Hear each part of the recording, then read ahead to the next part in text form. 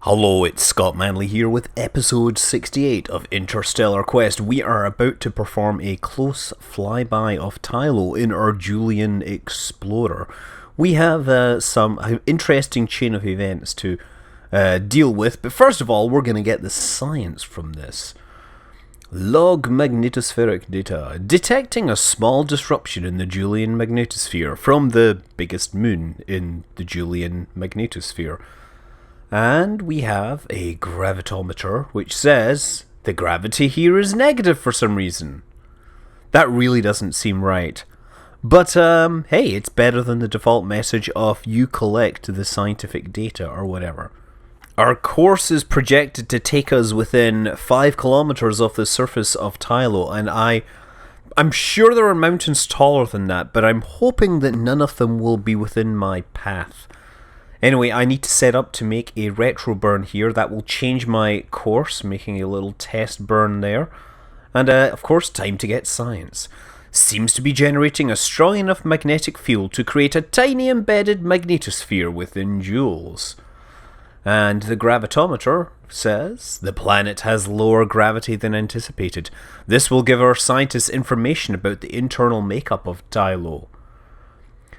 Reflected light from Tylo doesn't appear to transfer much heat to the surrounding space, but I tell you what, the gravity does a pretty good job of transferring gravity and debris onto its surface.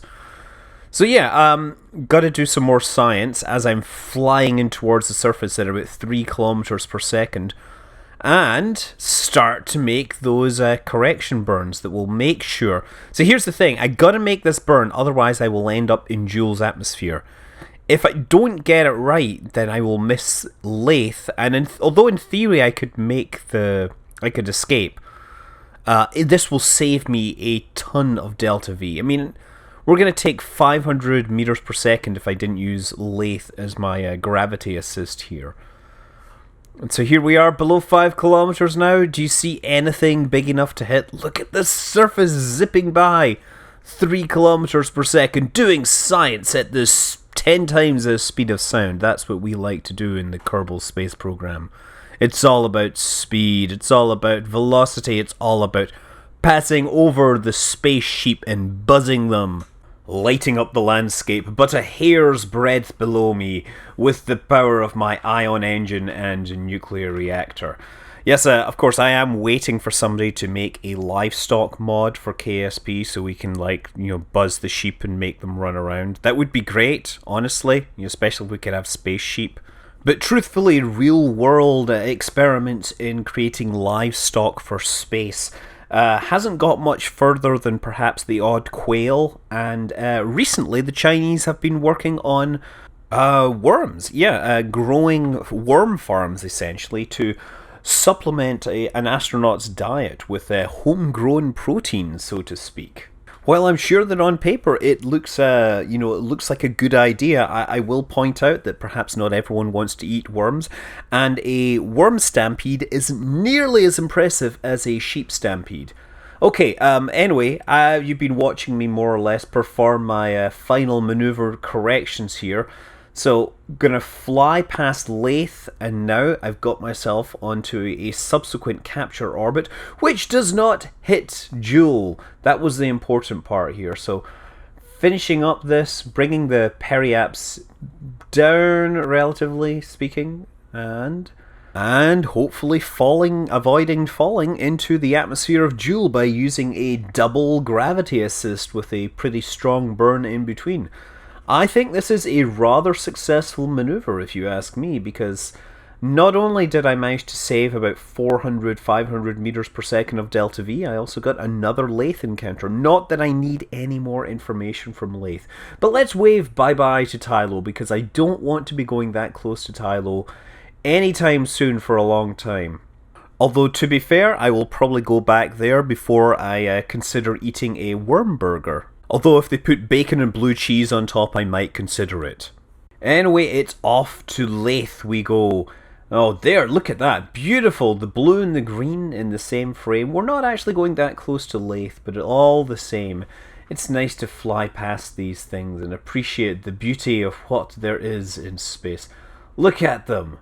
Truly magnificent examples of their own planets. A watery world and a gaseous world, and Tylo is, of course, the solid world which we have long left behind. Anyway, we've catalogued all the secrets of Tylo. We still have to get data on Lathe, but we're really going to aim for getting a nice close flyby of Val this time. And that requires a burn at periaps to raise our apoaps, and then a subsequent apoaps burn to synchronize and encounter Val at the next opportunity. The initial burn is only about 12.5 meters per second. It's very small, and actually what it does is it saves us a lot of burn time later, because it makes sure that we don't have to work so hard to synchronize our orbit, because a small burn here will have a very large effect upon the time that it takes to get to apoaps. So since I'm needing to make changes to the phase to encounter Val, I perform the burn at periaps to get the maximal efficiency, let's say, on adjusting these things. And the maneuver node system is telling me there's only a 20-second burn, a number unheard of in the world of ion-powered spacecraft. Of course, once I make this short burn, it's still another 12 hours to get out there, so I'm probably going to do something else. Such as return to the Falcon space probe, which is currently sitting in parking orbit around Kerbin. Now, if you recall, it has a magnetometer on it, and I have a special mission for this spacecraft, which had thought it was going to be retired, but it's still sitting up there with a totally, all functionality there, everything we want. What we're going to do is, once we target this and get all the power we can from that fusion barge, we're going to accelerate up and start raising our apoaps. Now, what I really want to do is put this on a highly eccentric orbit around Kerbin, in the same plane as the rotation of the planet. And then I'm going to be using the magnetometer to examine the strength of the magnetic field and the resultant antimatter flux. So first of all, I've got to close down this receiver and make sure this one is deactivated, and then finally we will deploy the instrumentation so we can start analyzing the magnetic field in more detail. Yes, we've previously been taking point measurements, but now we're going to take measurements at various altitudes, and you can see that my antimatter flux is rising as we speak. Now, my antimatter farm is sitting at 600 kilometers up, and that may be good, but maybe we'll get better. That's the plan. So it's just a case of me more or less sitting watching this happen, watching the antimatter flux as it rises up through the roof. We're just looking for the highest value here and the altitude at which we see that. I'm obviously presuming that this will be in the equatorial plane, because that would kind of make sense from a field structure kind of perspective. But look, we're up at about 850, and it's like 4.6 times 10 to the minus 5, 890, and it's going down now. Okay, so about 900 kilometers appears to be the peak antimatter flux. Great. Now, while we're here, we'll just put this spacecraft back onto a more or less circular parking orbit. We don't want to have this thing flying off too far. I have another purpose for this old space probe. But the prototype antimatter collector has a place that we want to put it. Now, many people pointed out that the antimatter collector does not appear to touch the spacecraft itself. And that could be because of modeling problems, because it's really designed to be part of a stack or something. Or it could be because if you're building a magnetic containment system for holding antimatter, well, you don't want it to touch the antimatter. And truthfully, if you build something that doesn't touch antimatter, it's just as good at not touching real matter, one would imagine. The truth is that antimatter collector is really just showing off. I guess it's like the space probe equivalent of, look ma, no hands! But seriously, I should probably fix that on the next major model. This is, after all, just a prototype. So it's rising into a 900 kilometer orbit where it will maximize its antimatter collection. And I think actually at the rate that we're collecting antimatter, I should actually have enough fuel or enough antimatter to run an antimatter-induced fusion reactor. That What it does is you shoot antiprotons at a fissionable material such as uranium, and the energy released in that then is used to trigger fusion. So it's like an inertial confinement fusion system, but instead of lasers, you're using beams of antimatter to trigger off your little fusion pulses, your miniature nuclear explosions that let you extract the energy. That is the plan. But hopefully the technology for real antimatter power will be within my grasp soon. After all, more science is always coming. Or at least it will be coming once I make this minor course correction. Well, it's 100 plus meters per second, which is hardly minor, that's several hundred miles per hour, to make sure that I actually fly by Val as closely as possible. Now, I think that I read that the near Val distance that I'm looking at is about 200 kilometers, so I'm going to aim to be deep inside that to make sure that I actually collect the data I want. And you see here, oh, there's another Tylo encounter, and there's a Val encounter. So we've got the Val encounter, and it's pretty close. It's going to be about 150 kilometers. And so we just zip around the planet and say, oh, hello, Val. Let's go and say hello. Oh, now we're in the sphere of influence, and science can be done. Look at that. Skimming over the surface there, slightly 146 kilometers. That is surely close enough for us to get all the science we need on this one visit to the vicinity of Val. Oh, it's alliteration. The Val's magnetic field seems to be mostly being induced by Jool. Perhaps there is something conductive down there somewhere. Like conductive liquid water underneath the surface, perchance? What about the gravitometer? What does it say? You can feel some gravity already. Well, I guess the crowdsourced science people really went out of their way to come up with a creative entry for that one. Okay, time for the deep flyby. As close as we dare to this icy ball of ice, really. Look at the ridges, look at those plains, look at the colour, look at the structure. There is much to be learned by this. Oh my god, it changed colour! Is this a chameleon planet? Is it trying to disguise itself as Minmus? Clearly something is afoot. Nevertheless, we are close enough, perhaps. Nope, apparently we're not close enough to get near scientific data. That's really annoying because, okay, maybe 150 is the cutoff. I thought it was 200. I read in a wiki page somewhere. And 149, we should be getting... Oh, something happened there. Let's make sure we go as close to the planet as possible, because it would be a shame if I had messed this up. 145. Okay, let's go. Log. And it's not. No, this flyby isn't gonna. Oh, my vertical speed is flipping. Darn it. Well, I guess I should have gone closer. I'm gonna have to come back and do it properly next time. Thanks, Mr. Astro Navigator type people. You didn't, bother to read the manual properly or anything, did you? Well, I guess we can just enjoy the view from here. Just check. Yeah, no, gravity doesn't... Gravity uses the same boundaries. I thought some of them might use different boundaries. That is a pretty nice view, I have to say, though. Look, we have the 3 major moons there. And, yeah. It's sometimes very nice to stop and look at these great things and appreciate that we are but a minor part in a very, very big universe. A universe which will continue to revolve and spin and do these things regardless of whatever we do. Uncaring or unknowing, or perhaps just programmed that way.